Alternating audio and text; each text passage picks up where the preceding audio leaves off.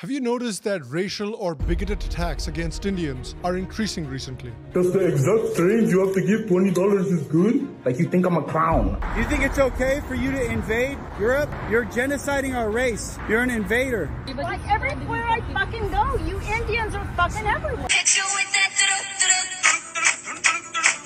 Hey, Indians because they stink. They don't use deodorant. From some interesting sources as well. India used to be the moderate country until Modi took over, and he's a nationalist. Modi's visit to Ayodhya coincides with his crackdown on Muslim-majority Kashmir. Why has the Biden administration been so reluctant to criticize Modi's government on human rights?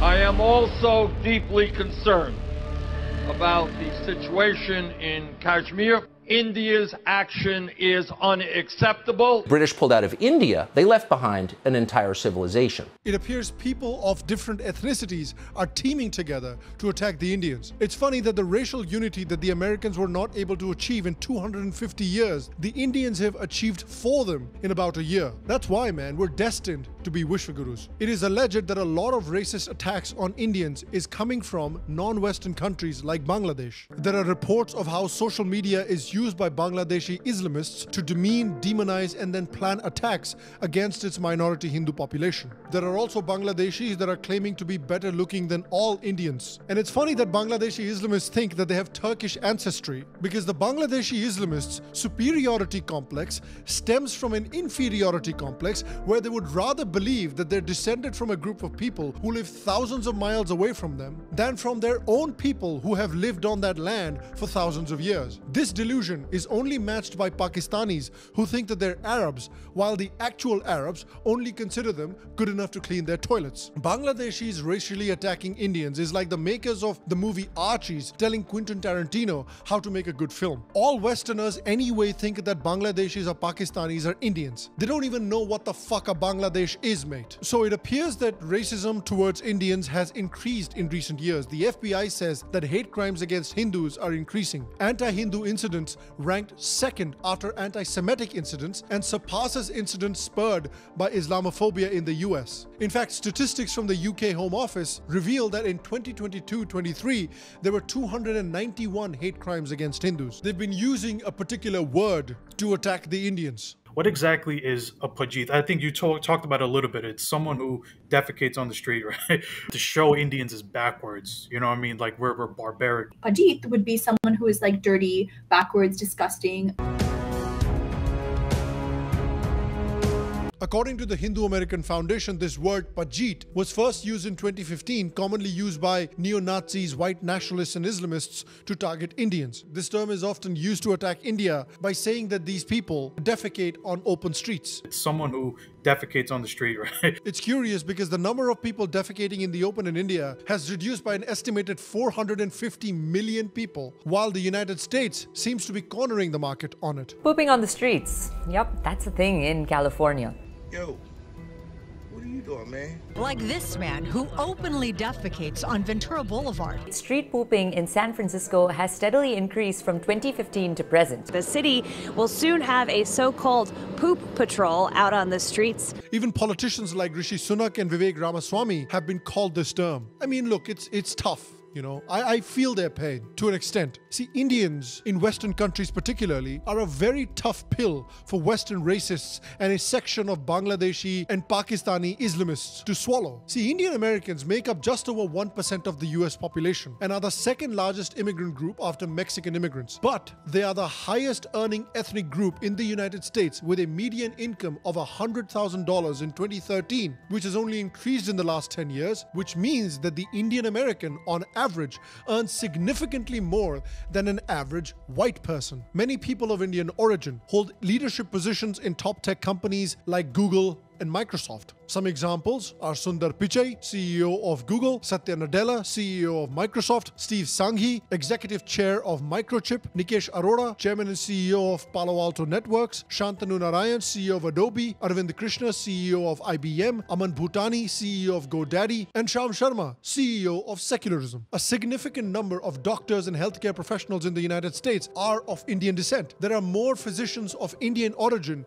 working in the United States than from any any other country of origin. So when a racist's internal organs explode from eating either a hint of spice or when their brother is yet again ODing on fentanyl, they have to go to the hospital and spread their cheeks for an Indian doctor. That can't be easy. Indian Americans are major donors to both political parties in the US. They contributed nearly $10 million to the Democratic ticket before the 2016 presidential election. Data shows that Indian Americans donate even more than Hollywood celebrities to political causes. And so now there is sought-after voting base for both Republicans and Democrats. And so while a part of this racism is obviously organic, but it is also a result of governments and media constantly painting India in a negative light internationally. India is constantly lectured by the West on human rights, democracy, freedom, all of which contributes to this stereotypical racist image against India. The West fancies themselves as a guardian of democracy, human rights, equality, and berates India for these values, while simultaneously launching conflicts in countries like Iraq, Syria, Yemen, Afghanistan, and has even dropped atomic bombs on Hiroshima and Nagasaki. It's important that while lecturing India, that Western countries also look at their internal issues of how a US police officer openly mocked the death of a 26-year-old Indian student. Yeah, $11,000. She was 26 anyway. She had limited value. This year in Baltimore, a bridge collapsed, and it turned out that the captain of the ship was a Westerner, but the staff were Indians. And after that, there were a lot of racist attacks, not against the person commanding the ship, but the Indian staff of the ship. Random negative incidents that happen in India are used to paint all of India as unsafe and predatory. And even Elon Musk has supported this stereotyping. But we also need to look at the fact that in 2024 alone, at least a dozen Indian students have tragically lost their lives in America. Imagine if these were African students or Muslim students or Jewish students for that matter. You have American diplomat Maureen Chow, who during her visit to SRM University remarked, "I was on a 24-hour train trip from Delhi to Orissa, but after 72 hours the train still hadn't reached the destination, and my skin became dirty and dark like the Tamilians." Again, imagine saying this about the blacks in the USA. Let's also talk about a non-Western country like China, their recent efforts to paint India in a bad light. China obviously is the country of incredible ads like this.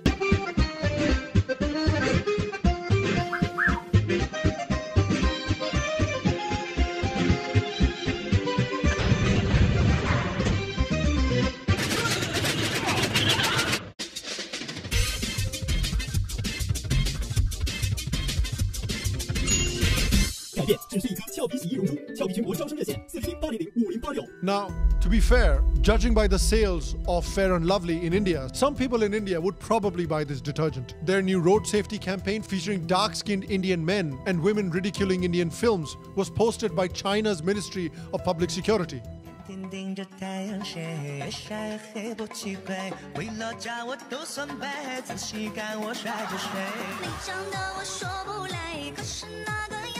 They've used derogatory terms towards Indians before as well. In 2020, even the official Twitter account of China's Global Times, a government propaganda outlet, echoed similar sentiments. Germany has also joined in this childish play. Last year, when India stood up to China and became the largest population, this is the cartoon that a German publication posted on social media. But despite all of this, there is one thing that's different between racist attacks on Indians and other ethnicities before and today. See, today, Indians have learned to fight back. See, Indians are a massive population, more than the population of many Western countries put together, and they can respond to the racists in their own language because many Indians happen to be fluent in English. One example is from the farm protests, when celebrities like Rihanna, Greta Thunberg, Mia Khalifa, Lily Singh piled on the protests happening in India. When there is racism against Indians, Indians immediately respond in large numbers. And that's not all. So Indians are beating the racists at their own game, replying to them in their own language. American hypocrisy on the internet as well. A great example was when American racists were talking about women being unsafe in India, but many Indians pointed out data that sexual assault was almost a bigger problem in many Western countries compared to India.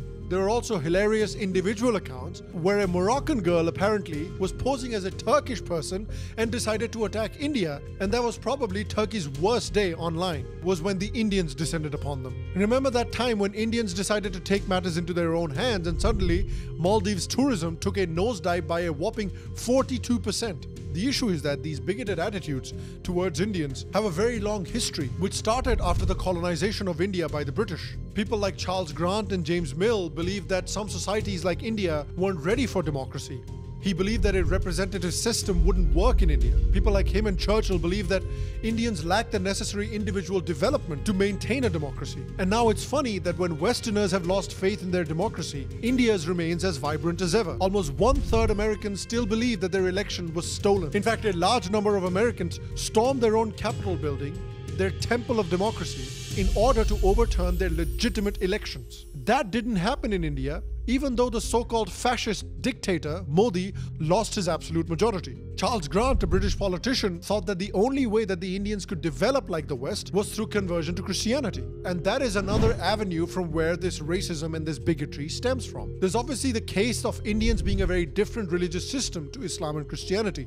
See, Abrahamic religions like Islam and Christianity teach exclusivism, as in there is only one correct way of worshipping and all other systems are wrong, which sounds dangerously similar to communism that Western countries seem to despise so very much. Whereas Sanatana Dharma believes that there are many ways of connecting with the divine. It's already within you. So there are many options available out there. Choose the one that works best for you, for your personal needs and your personal likes. Now that sounds a lot like freedom and capitalism that the Western nations keep crying about. So this fundamental difference between Abrahamic religions and the Indian religious system is also what precipitates a lot of hateful abuse of Indians and their culture. Take a look at how missionaries and Islamists attack Hindu religions and Hindu gods and goddesses. The Indian people are very God-fearing people, and that is why they go into all sorts of things that they want to worship. This is the greatest harvest field in the whole world. See, everyone has got felt need. In Hinduism and things like that, there is no hope for them. India was in the grip of Hinduism, all kinds of religions, 3 million gods? 300 million gods. 300 million gods! 300 million, and all those demonic things.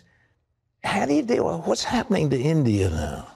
Well, India is always in the grip of the idol worship. And so we are having so much of trouble because of that, like the demonic activities. Like invariable, wherever you go, you're seeing demonic, demonstration. Idols are serving the devil. Krishna is satanic, demonic. And see, one of the biggest problems with this kind of bigotry and racism is that it doesn't just stay in the online world. It trickles down into real world from time to time as well. In Malaysia in 1969, a group of Malays attacked and killed 15 Indians in a massacre driven by this stereotyping and bigotry. In Uganda, the scale of discrimination against Indians was on an entirely different level. Now, 50 years ago, the former Ugandan dictator Idi Amin gave thousands of Asians living in the country 3 months from the 5th of August 1972 to get out. Ugandan dictator Idi Amin carried out a campaign of ethnic cleansing against Indians. He expelled around 80,000 Indians, forcing about 25,000 to seek refuge in the United Kingdom. In Australia, the situation for Indians has also been troubling. In May and June of 2009, racially motivated attacks on Indian international students led to widespread protests. Meanwhile, there's been another attack on Indians in Australia. Late last night, a mob of 10 attacked 2 students in Melbourne. The 2 students, aged 18 and 20 years old, were badly beaten up. The perceived lack of a strong police response against the attackers only made matters worse. These students came to Australia for education and a better life, but instead faced violence and discrimination. Indian cricket players were attacked with racist abuse by Australian crowds. Even in the United Kingdom, a place many Indians fled for safety, racism remains a significant issue. In 2009, Indian international students in the UK were targeted in a series of violent attacks. In 2018, in Leeds, there were a particularly ugly incident where people of Indian origin were assaulted and subjected to racial slurs. Most recently, the Islamist attacks on Hindus in Leicester, where the police are believed to have acted slowly to quell the violence. In the USA in 2024 alone, at least a dozen Indian students have lost their lives. Again, imagine if these were black students or Muslim students or Jewish students. There was also the question of Bill 403, which was introduced in California, which would single out the Indian community for caste-based discrimination and encourage more state policing of the Indian population. Even though this law was vetoed by the California governor, these kinds of bills are still being introduced in other American states, like Oregon and Washington. Now, I think at this point, it would be disingenuous of me to say that Indians are absolutely squeaky clean in this issue. That's simply untrue. I mean, it's utterly shameful. However, the one good thing we can say about this new trend is that these Indians who are making these videos about how you can basically steal food from the food bank are getting inundated with negative comments, people just ripping them apart, as they should. This video is from one user called Mr. Patel. सबसे पहले guys, ये tomatoes है, ठीक है? ये भी tomatoes हैं और वहाँ पे भी है. तो ये दो tomatoes और भी बहुत सारे दे रहे थे, but हम लोग को इतने ज़्यादा tomatoes की ज़रूरत नहीं है, तो हम लोगों ने सिर्फ एक और दो वहाँ पे जो पड़ा हुआ है, वो दो ही लिए, because 1 week, 10-15 days के लिए more than that sufficient है. See, now to add some context, these are food banks for the poor, where this guy took the food from. Clearly, if you can afford to live in Canada, if you can afford to spend money and come study in Canada, you can probably afford food too. You don't need to scam food banks. And why the hell are you bragging about it on social media? Where the hell are the parents of these people? It's like cutting down trees and then boasting about it to Greta Thunberg on Twitter. How dare you? Again, I dare you. I double dare you, mother. And then you wonder why people hate you. Let this be a lesson. This is what happens when you stop corporal punishment. Indian scammers are targeting Indians. There are also the notorious cases of Indian scammers that target Americans and Europeans. It harms victims financially and emotionally, and it creates a negative image of India abroad. Authorities in India and other countries have to step in and stop these scams. In 2022, Americans lost $10 billion to these kinds of scams. Listen, I'm all in favor of getting our looted money back from the Europeans, but A, it's the wrong Europeans. You're doing it in the wrong continent. B, this is not the way to do it. I'd rather loot from them by getting them to overpay for shopping in India, overpay for spiritual retreats and yoga classes in India. And obviously a lot of YouTube channels are dedicated to exposing these Indian scammers and put those conversations online. Hello, this is Pierogi. I just wanted you to know that Asif's files are gone. And I just wanted you to know that I know you're in the Godrej Genesis building in Kolkata, West Bengal, India. The first thing I did was look at the addresses the Indian-based companies were registered to, but immediately there were inconsistencies. The IP address of the scammers indicated Noida, while the business address indicated Faridabad. You guys you work inside of the mall, I know. You're from Kolkata, you work inside the mall. Which makes for great content and also makes Indians look horrible. This kind of shit needs to be clamped down by the Indian government. They need to take this stuff really seriously. But again, using these incidents to tarnish over 1 billion Indians is still wrong, because it would be similar to holding all British people responsible for the horrible atrocities that their ancestors committed in India. It would be hateful and bigoted to hate all Americans because their government has very recently bombed and murdered tens of thousands of innocent people in Iraq, Afghanistan, Syria, Libya, and Yemen. It would also be hateful and bigoted to hate all current Muslims for what their ancestors have done in India and the atrocities that their co-religionists are committing today all over the world. But another big reason why I believe that bigotry against Indians is increasing is because India is becoming powerful. Not only is it becoming powerful, it will soon become the world's 4th largest economy. As it is becoming powerful, it is gaining more and more strategic importance and autonomy. So in short, a lot of Western countries don't like India because Modi and India don't have to listen to them. Modi was buying Russian oil during the Russia-Ukraine conflict, much to the West's chagrin, and was exposing the West's hypocrisy while he did it. If countries in Europe and the West and the United States are so concerned, why don't they allow Iranian oil to come into the market? Why don't they allow Venezuelan oil to come into the market? I mean, they've squeezed every other source of oil we have. And then say, okay guys, you must not go into the market and get the best deal for your people. And it didn't just stop with that. Modi met with Putin. Hello.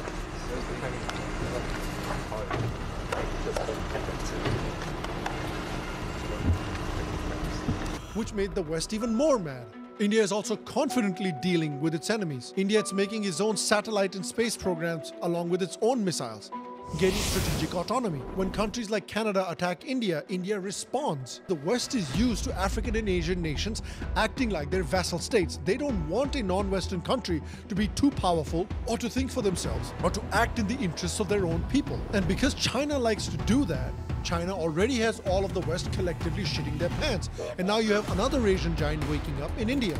They're afraid that their position of privilege and their time as the #1 civilization over the last couple of centuries might not last very much longer. But as and when India becomes more and more powerful, these attacks will also increase. So what can India do? Well, the simple answer is be rich. If the Ambani wedding has shown you anything, It's that if you have money, no matter how much people hate you, no matter how much they call you Pajits, they will also fly halfway across the world to do item songs at your child's wedding. Money is power. India must become a rich country and learn like the Ambanis how to use their wealth to create influence around the world. Secondly, they have to be stable.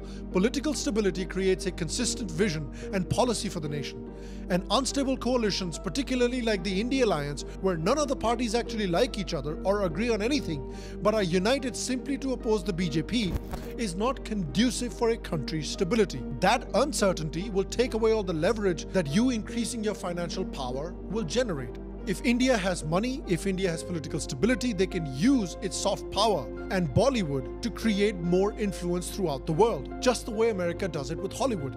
You can recruit an army of celebrities and influencers, just like the Ambanis, to basically do positive propaganda for you. They will easily drown out the racists online for you.